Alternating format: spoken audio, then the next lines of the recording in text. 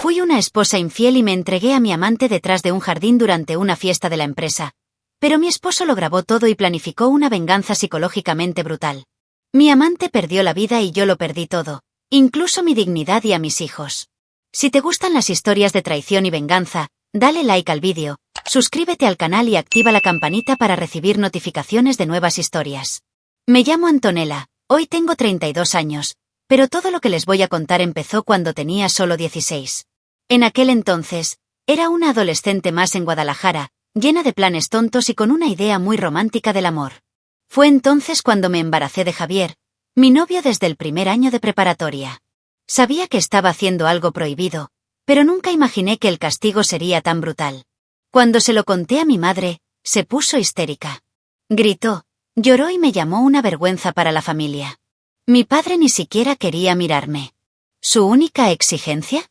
Que interrumpiera el embarazo. Como si fuera así de simple. Cuando me negué, me echaron a la calle con una mochila y 2 sándwiches en una bolsa de plástico. No exagero.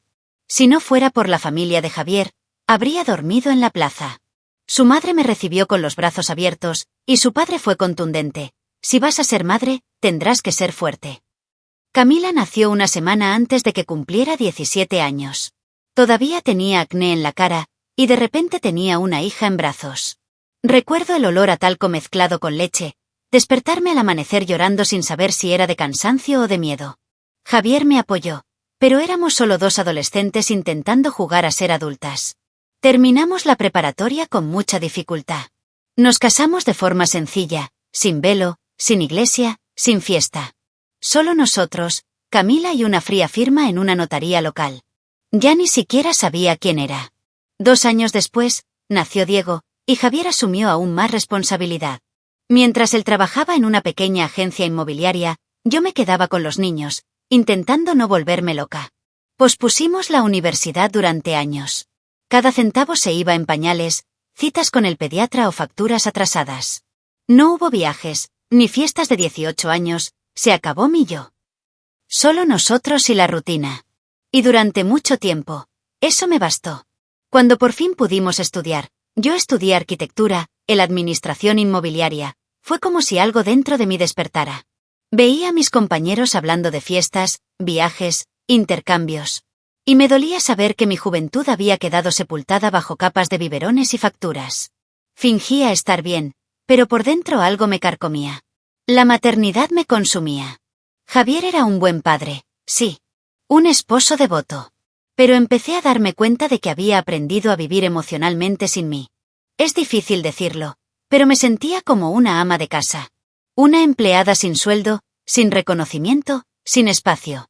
Quizás este sentimiento empezó ahí, mucho antes de lo que voy a contarles. Mientras él se alegraba con pequeños avances, una venta, una meta alcanzada, yo me sentía atrapada. Quería más. Quería viajar, reírme hasta que me doliera el estómago, tener conversaciones ligeras que no giraran en torno a la escuela ni a los pagos atrasados. No culpo a Javier. De hecho, a veces pienso que hizo todo lo posible. ¿Pero lo hice yo?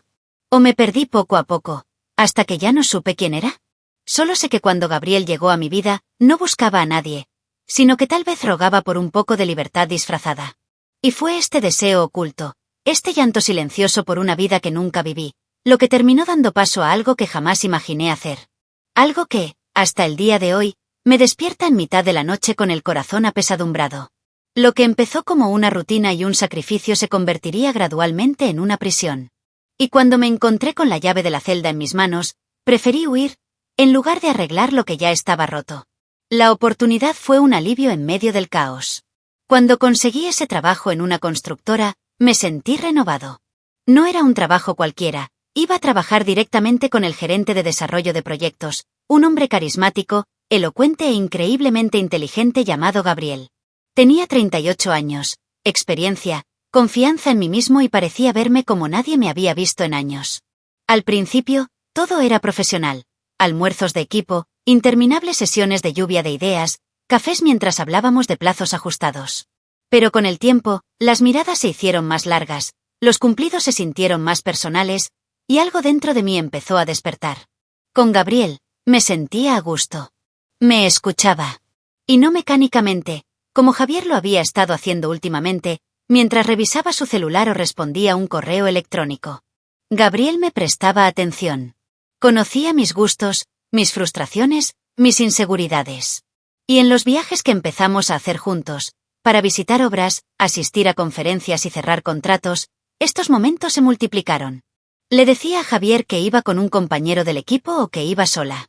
Y él, quizá por cansancio o exceso de confianza, nunca lo cuestionaba. Era fácil. Demasiado simple, incluso. El momento en que todo cambió ocurrió en Mérida, una noche calurosa y húmeda, después de una cena de gala en una constructora. Llevaba un vestido rojo alquilado, tacones prestados y una copa de vino espumoso en la mano. Gabriel me miró como nadie me había mirado en los últimos 10 años. Y cedí. En el ascensor, me puso la mano en la cintura y no me aparté. Fue entonces cuando empezó la traición, en mi cuerpo, sí, pero antes, en mi mente, en mi deseo, en mi necesidad. Dormimos juntos esa noche en un hotel de 5 estrellas que parecía un plató de cine. Y por unos minutos, me convencí de que estaba viviendo una vida que debería haber sido mía desde el principio. Volver a casa después de ese viaje fue como sumergirme en una versión gris de mi vida. Javier estaba en la sala con sus hijos, viendo una película cualquiera, y yo entré con la cara acostumbrada a sonreír y mentir. Me preguntó qué tal había ido y le respondí: agotador, pero productivo. Por dentro, mi mente repetía la última frase que Gabriel me susurró antes de embarcar: te mereces más que esto, Antonella. Me aferré a eso. Lo usé como justificación. Pensé, fui madre a los 16. Nunca viví de verdad. Nunca besé a alguien sin miedo. Nunca hice ninguna locura. Merezco al menos una aventura. Y esa frase se convirtió en el mantra de mi perdición. Lo más extraño es que no me sentía precisamente culpable. Quizás insensible. La verdad es que, aunque amaba a mis hijos, hacía mucho que no me sentía la esposa de Javier. Era la mujer que organizaba las mochilas, lavaba la ropa interior y preparaba la comida del día siguiente. Pero allí, con Gabriel, me sentía una mujer. Deseada, vista. Esa diferencia es brutal. Y fue esa brutalidad la que me mantuvo cautiva. Empezamos a intercambiar mensajes a horas intempestivas, a tener reuniones que necesitaban 2 días fuera de la ciudad, a inventar compromisos. Y yo estaba aprendiendo a mentir. Ridículamente bien. No puedo decir exactamente cuándo dejé de ver a Javier como mi esposo y empecé a verlo como compañero de piso. Dormía a su lado y pensaba en otra persona. Respondía te quiero por costumbre. Me volví fría, distante, seca. Y él empezó a notarlo. Pero en lugar de confrontarme, se apartó. Y usé eso como una excusa más para continuar con lo que ya estaba claramente mal. Pero lo que no imaginé fue que esta aventura seguiría exigiéndome un precio que no estaba dispuesta a pagar. 3 años. 3 largos años en los que llevé una doble vida que, a primera vista, parecía perfecta. Gabriel y yo nos veíamos en hoteles, moteles discretos, apartamentos alquilados por una app. Cada fin de semana, una excusa diferente, cada viaje, un pretexto nuevo. Aprendimos a ser discretos. Usábamos correos electrónicos creados solo para nosotros dos. Teníamos un sistema de contraseñas y una carpeta compartida con fotos ocultas en nubes cifradas. Era una relación paralela, intensa, peligrosa. Y me alimentaba de ella como si fuera oxígeno. Me sentía viva. Deseada. Fuera de la jaula. Javier notó los cambios, por supuesto. Era imposible no notarlo. Acabé durmiendo fuera 2 fines de semana seguidos, con la excusa de un viaje urgente. Una vez me preguntó si todo iba bien, y le respondí fríamente: ¿quieres que deje de trabajar? Y se calló. Porque siempre se callaba. Y yo usaba su silencio como excusa para seguir adelante. Me convertí en una experta en inventar reuniones, comidas con colegas, cursos de última hora. Y cuando intentaba acercarse, lo apartaba con frases cortantes, como no tengo energía para esto ahora mismo o solo piensas en sexo. Lo peor era que no solo mi matrimonio se estaba desmoronando, sino también mi relación con mis hijos. Era una presencia ausente. Estaba presente físicamente, pero mi mente siempre estaba en otra parte. Camila me preguntaba por qué estaba tan cansada. Diego ya ni siquiera me invitaba a ver sus partidos del colegio. Y en lugar de tocarme, simplemente me irritaba. Me escondía tras la idea de que, estoy trabajando para darte lo mejor. Me convertí en la mujer que juré que nunca sería, fría, impaciente, emocionalmente inaccesible. Pero en mi cabeza, todavía me veía como la víctima de una juventud que me habían robado. El sexo con Javier desapareció. Al principio se volvió algo formal, esporádico y sin conexión. Luego desapareció por completo. Él lo intentó, Dios sabe que lo intentó. Se acercaba, me hacía cumplidos en el pelo, me tocaba la cintura. Y yo me apartaba. Le decía que estaba cansada, que tenía cólicos, que me dolía la cabeza. Y cuando insistía, explotaba. La verdad es que mi cuerpo ya no pertenecía a ese matrimonio. Me dolía admitirlo, pero cualquier roce suyo me parecía una incomodidad. Era como si mi cariño hubiera muerto, pero aún no tenía el valor de enterrar el cadáver de la relación. Javier empezó a sospechar. No era tonto. Empezó a observarme más. A veces, lo notaba mirando mi teléfono de reojo. Una noche, intentó iniciar una conversación seria y yo simplemente fingí estar dormida. La tensión en casa crecía, pero seguí fingiendo. Porque creía tener el control. Que podía llevar esta farsa tan lejos como quisiera. Era arrogante. Narcisista, quizá. Y, en el fondo, estaba jugando con fuego sobre un campo minado. No lo sabía, pero Javier también estaba cambiando. Silenciosamente. Mientras yo estaba absorta en mi caso, él se reorganizaba, observaba, procesaba.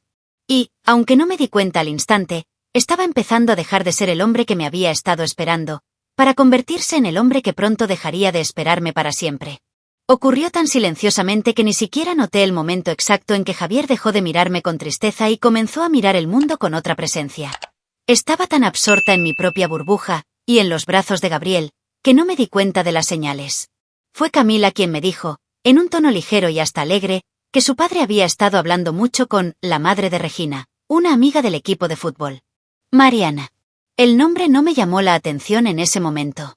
Pero con el tiempo, empezó a aparecer en las conversaciones de los niños con una frecuencia preocupante. Mariana recibió un pastel en el entrenamiento. Papá fue con Mariana a ver el partido el sábado. ¿Y yo? Estaba en otra ciudad. Javier, que antes había sido todo mío, o al menos eso creía, empezó a alejarse con más dignidad de la que jamás hubiera imaginado. Ya no me preguntaba a dónde iba. No me exigía nada. Ya no intentaba tocarme. Simplemente se ocupaba de la casa, de los niños, de las tareas, como si yo ya no existiera. Y, en cierto modo, ya no existía allí. Él llenó el vacío que dejé con algo nuevo. Mariana era dulce, atenta, de esas mujeres que sonreían con la mirada y hablaban despacio, como si tuviera todo el tiempo del mundo para escuchar a alguien. Y él necesitaba ser escuchado. Y yo, bueno, ya no escuchaba a nadie, solo a mí misma. Fue entonces cuando noté algo diferente en los ojos de Javier. Ya no parecía roto. Parecía firme. Podrían haber sido miradas, mensajes rápidos en su teléfono, o tal vez ese olor extraño en su ropa, pero algo en él había cambiado. ¿Y yo? Fingí no verlo. Continué mis viajes, mis excusas, mi fantasía. Pero en el fondo, algo me remordía la conciencia. Era como si estuviera a punto de perder algo que ya ni siquiera me importaba tanto, hasta que me di cuenta de que alguien más podría quererlo. ¿Ego? ¿Arrepentimiento? ¿O el comienzo de una caída que aún no podía prever? Más tarde descubrí que Javier empezó a abrirse a Mariana, a contarle cosas que ya no compartía conmigo. Habló de sus miedos, de su soledad, de la carga de criar a sus hijos prácticamente solo. Ella lo escuchó. Lo comprendió. Y con el tiempo, dejó de ser solo amistad. Pero Javier era cauteloso. No era impulsivo como yo. Planificaba. Calculaba. Organizaba. Empezó a pensar en cómo salir de ese matrimonio sin arruinarlo todo. Empezó a proteger a sus hijos. Sus posesiones. Su propia cordura. Incluso me trató con un respeto distante, casi profesional. Como si fuéramos socios en una empresa en quiebra. Y yo, estúpida, creía que seguía al mando de aquella casa. Que bastaba con una sonrisa forzada, una disculpa bien expresada, y todo seguiría bajo control. Pero Javier ya no era el mismo hombre que me esperaba despierto de madrugada. Era alguien nuevo. Y esta nueva versión de él me asustaba, porque ya no me necesitaba. Y de repente, empecé a sentir una extraña punzada en el pecho cada vez que veía a Camila abrazando a Mariana o a Diego hablando de ella con un brillo en los ojos. No eran celos. Era miedo. El miedo de que, algún día, pudiera ser reemplazada, por completo. Y no sabía que ese día estaba mucho más cerca de lo que imaginaba. Si había algo que nunca se me había pasado por la cabeza, era que me pillaran así. Me creía inteligente, cuidadosa, estratégica. Llevaba 3 años teniendo una aventura extramatrimonial y nunca había dejado rastro, al menos que yo supiera. Pero esa noche, durante una fiesta de empresa en un hotel de lujo en Puerto Vallarta, todo se vino abajo. Gabriel me llevó a un rincón apartado de la habitación, diciendo que quería un rato a solas. Caminamos por los jardines y me condujo a una puerta de mantenimiento escondida entre las plantas, una pequeña, sofocante y silenciosa sala de máquinas. Dentro, sin pensarlo mucho, me dio la vuelta, me levantó el vestido hasta la cintura y me bajó las bragas hasta las rodillas. Me tomó rápida y fuertemente, como si el mundo exterior no existiera. Cuando terminó, sacó un pañuelo de papel del bolsillo, se arrodilló y limpió todo lo que había corrido por mis piernas desde la cintura hasta los tobillos, incluidos los zapatos. Entonces, sin contemplaciones, recogió mis bragas del suelo, las hizo una bola en la mano y las tiró al cubo de basura industrial junto a la puerta, antes de llevarme de vuelta a la sala como si nada hubiera pasado. Lo que no tenía ni idea era que, al otro lado del jardín, oculto en las sombras de la pared lateral, Javier lo estaba grabando todo. Sin decir una palabra.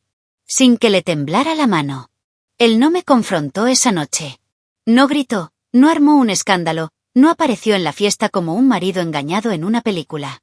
Él simplemente desapareció. Desapareció de la fiesta, de mi vida, de mi radar. Durante 2 días, sin llamadas, sin mensajes. Y yo, arrogante, pensé que era solo un drama. Solo otra crisis silenciosa. Pero lo que no sabía es que, mientras yo dormía del lado de la mentira, él ya estaba despierto del lado de la verdad, reuniendo pruebas con la frialdad de quien no solo quiere salir victorioso. Revisó mis correos electrónicos, accedió a los registros de mi libreta, cruzó fechas, nombres, reservas de hotel, llamadas en momentos insospechados. Y lo guardó todo. Organizado. Clasificado. Listo para destruirme sin ponerme un dedo encima. Javier no explotó. Hizo algo peor, se preparó. Contrató a un abogado de familia, uno de esos discretos y experimentados que no pierden el tiempo con rodeos. Estudió nuestro régimen patrimonial, revisó todos los extractos bancarios, hizo copias de documentos y limpió los nombres de las cuentas conjuntas. Estaba estructurando un divorcio quirúrgico, sin margen de error. Y todo esto en silencio, mientras aún dormíamos en la misma casa. Incluso esperó a que Diego cumpliera 14 años, la edad en la que legalmente podía elegir con quién vivir. Sabía que el chico estaba decepcionado y distante, y eso solo reforzaría su caso. Era como si estuviera preparando un funeral, el de nuestro matrimonio, con flores artificiales y una firma notariada. Irónicamente, todo se vino abajo semanas después. Camila y Diego habían ido a pasar el fin de semana con Javier, pero se habían olvidado unas zapatillas y una mochila para las clases extraescolares en casa. Volvieron solos, el domingo a última hora de la tarde. Estaba con Gabriel en el sofá, tumbada en su regazo, riéndome de un vídeo en el móvil. El vino estaba medio vacío y mis pies descalzos descansaban sobre la mesita de centro. La puerta se abrió de repente y el tiempo se detuvo. Camila se quedó paralizada. Diego me miró con una expresión que jamás olvidaré, una mezcla de asco, decepción y algo muy cercano al odio. No dijeron nada. Simplemente me dieron la espalda y se fueron. Y en ese instante, toda la dignidad que me quedaba se desplomó. Intenté arreglarlo. Llamé, envié un mensaje, escribí un largo mensaje de disculpas que ni siquiera podía creer. Javier no respondió. Diego me bloqueó. Camila me ignoró. Gabriel pensó que todo se arreglaría, que los niños lo entenderían.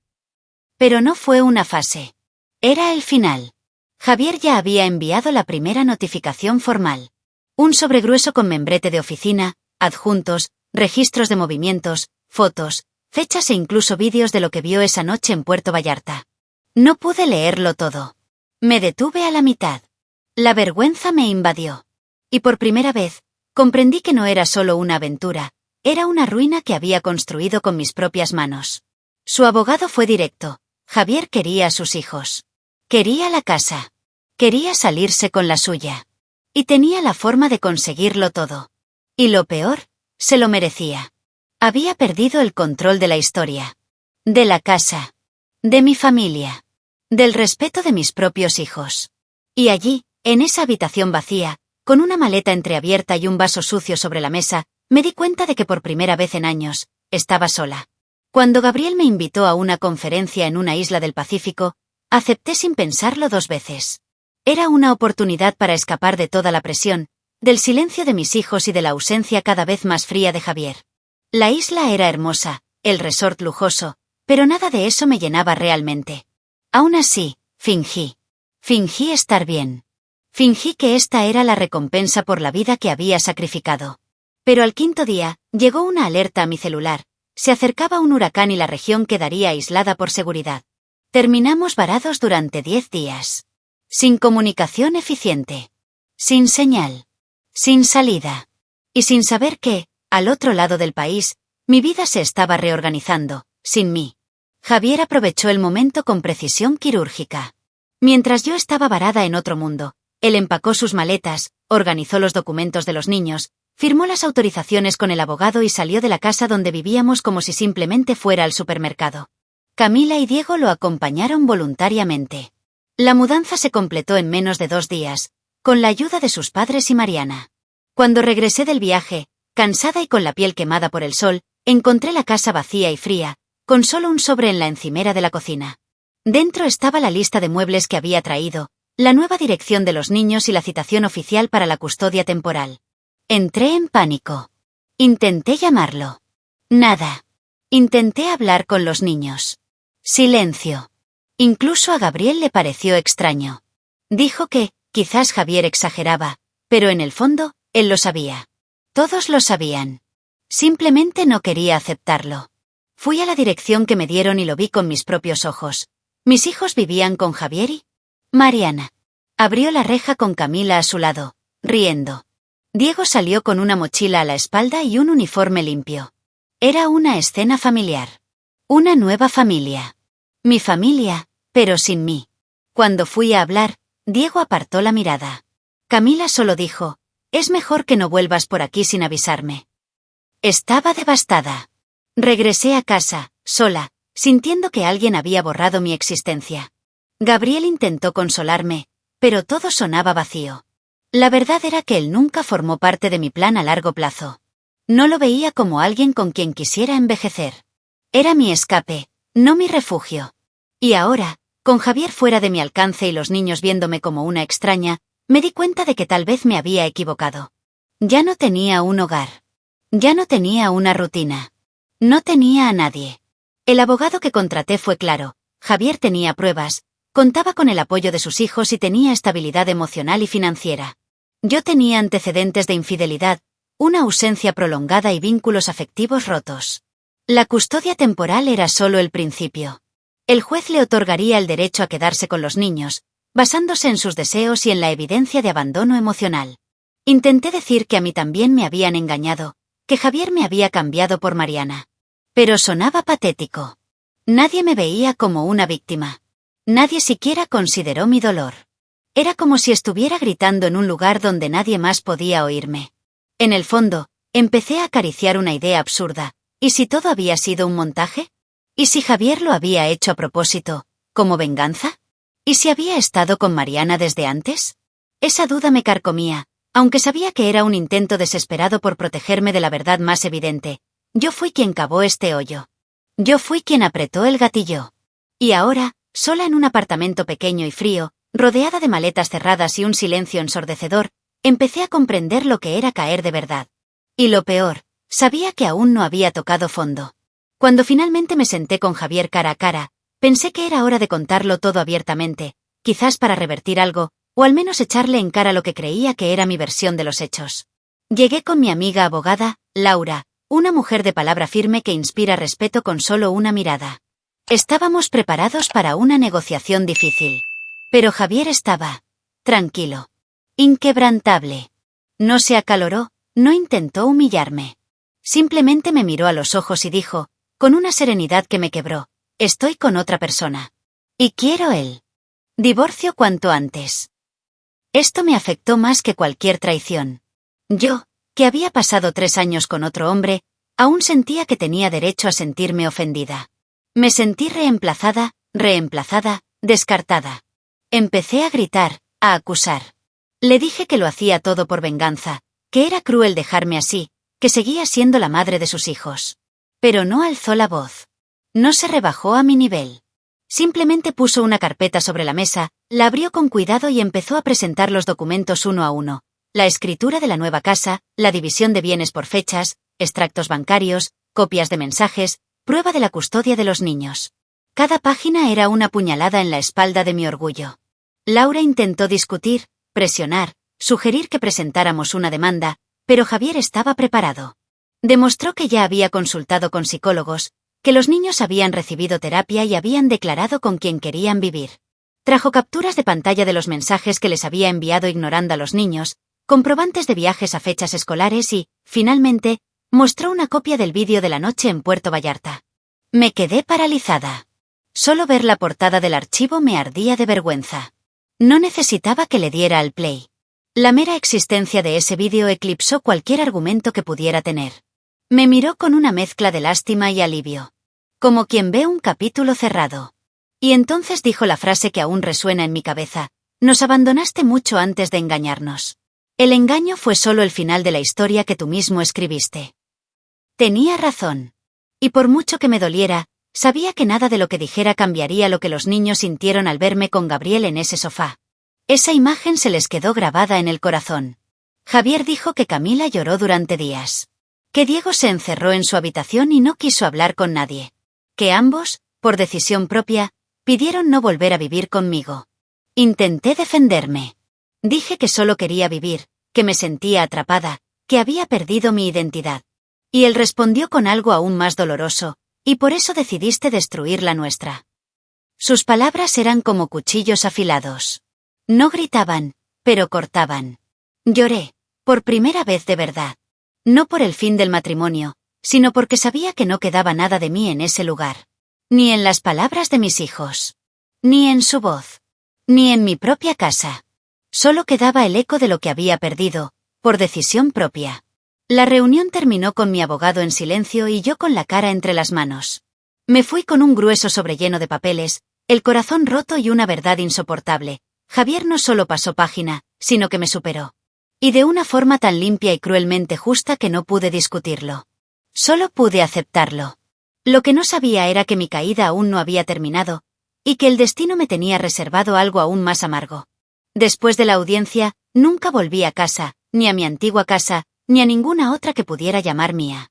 Me mudé con una amiga de la universidad, Estela, que compartíamos un pequeño apartamento. Era todo lo que podía permitirme. Una habitación estrecha, un baño compartido y un montón de arrepentimientos que me asfixiaban noche tras noche. Gabriel, como era de esperar, empezó a distanciarse. Primero, dejó de escribirme. Luego empezó a no tener tiempo para verme. Y finalmente, simplemente desapareció. Nunca tuvimos un futuro, solo una ilusión. Y ahora, sin él, sin Javier, sin mis hijos, solo era la sombra de la mujer que había fingido ser durante tanto tiempo. Estela intentó animarme, arrastrarme a fiestas, presentarme gente. Y una de esas noches, con la cabeza hecha un lío y el corazón hecho pedazos, cometí otro error. Ella estaba saliendo con un chico más joven, nada serio, solo necesidad disfrazada de aventura. Bebimos, reímos y volvimos a casa. Y en mitad de la noche, con Estela también alterada, las cosas se complicaron. Fue confuso, rápido, sin sentido.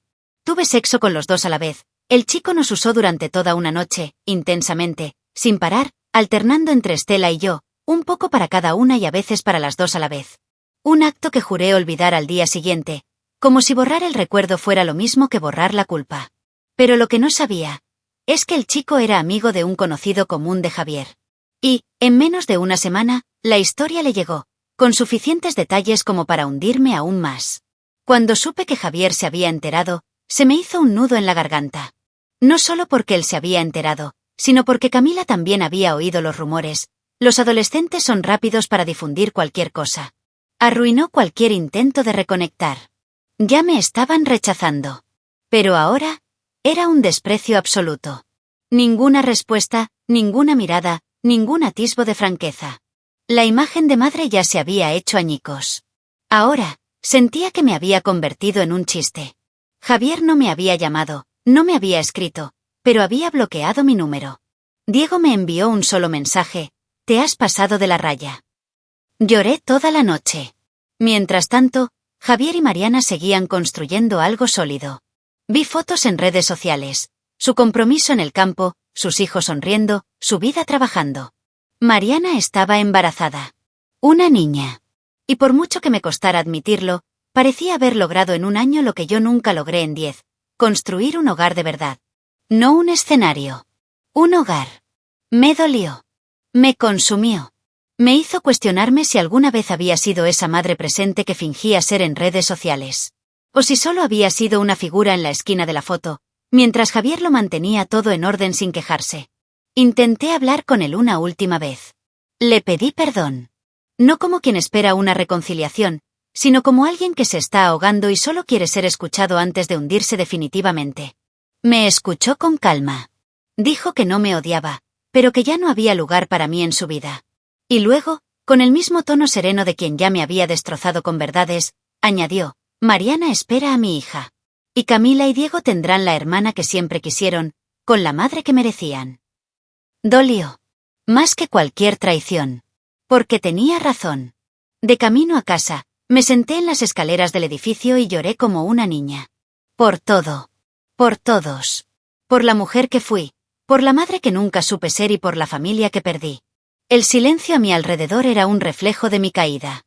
Pero lo que no sabía es que Javier aún no había terminado conmigo. Y que la verdadera venganza apenas comenzaba. Cuando Javier dijo que me perdonaba, quise creerle. Habló con calma, casi como si me liberara. Pero no era una liberación, era una trampa. Pensé que su silencio era una señal de paz, pero era solo la paciencia de un hombre que planeaba algo mucho más grande. Javier ya había ganado. Ahora solo faltaba terminar la partida. Y Gabriel era la pieza final. El hombre por el que lo había dado todo, y que ahora quedaría reducido a nada, a manos de alguien que nunca alzaba la voz, pero sabía exactamente dónde golpear. Javier tuvo acceso al ordenador personal de Gabriel. Descubrió antiguos fraudes, contratos falsos, malversación de fondos. Todo quedó documentado. Con estas pruebas, armó un expediente impecable y lo envió, anónimamente, a Hacienda y al Ministerio Público. Gabriel fue arrestado delante de sus hijos, esposado delante de sus compañeros de trabajo. Perdió su trabajo, su reputación, su libertad. Pero Javier no quería solo eso. Quería destruir lo que le quedaba de ego. Y fue entonces cuando llegó el golpe final, el más bajo, el más cruel, el más eficiente. A Javier se le permitió una visita supervisada a la prisión. Llegó con calma, se sentó frente a Gabriel y dejó un sobre en la mesa. Dentro había fotos falsas, editadas profesionalmente, de la exesposa de Gabriel en situaciones íntimas con otros hombres. Escenas sugerentes, nombres al azar, lugares familiares.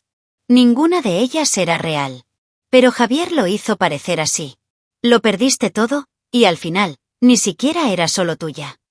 Eso fue lo que dijo. Y eso fue todo. Gabriel se puso histérico al instante. Gritó, intentó romper la mesa y los guardias tuvieron que sujetarlo. Repetía mi nombre una y otra vez, como si esperara que apareciera. Pero yo ni siquiera sabía que esa visita había sucedido. Todavía no. Días después, la noticia llegó como una sentencia. Gabriel se quitó la vida en su celda con las sábanas de su propia cama. Dejó una carta corta, confusa y llena de ira. Dicen que simplemente escribió. Ni siquiera era mía. Me dijeron que su celda estuvo sellada durante 2 días. Y cuando me enteré de todo, no pude ni llorar. Me quedé sentada en el suelo de la cocina, con la cabeza entre las piernas, tragando el amargo sabor de la vergüenza. Porque Javier hizo eso. Usó mi traición para acabar con todo, y nadie pudo detenerlo. Antes de eso, ya había destrozado la vida de Gabriel con un solo clic. Le envió pruebas de nuestra traición a su entonces esposa, con fechas, mensajes y fotos. Ella pidió el divorcio ese mismo día, se llevó a los niños y desapareció. Se fue a Puebla, donde rehizo su vida con la ayuda de familiares. Cuando intenté escribirle un mensaje de disculpa, me bloquearon antes de que pudiera enviarlo. ¿Y la verdad? Hizo lo correcto. Ninguna mujer merece enterarse de algo así.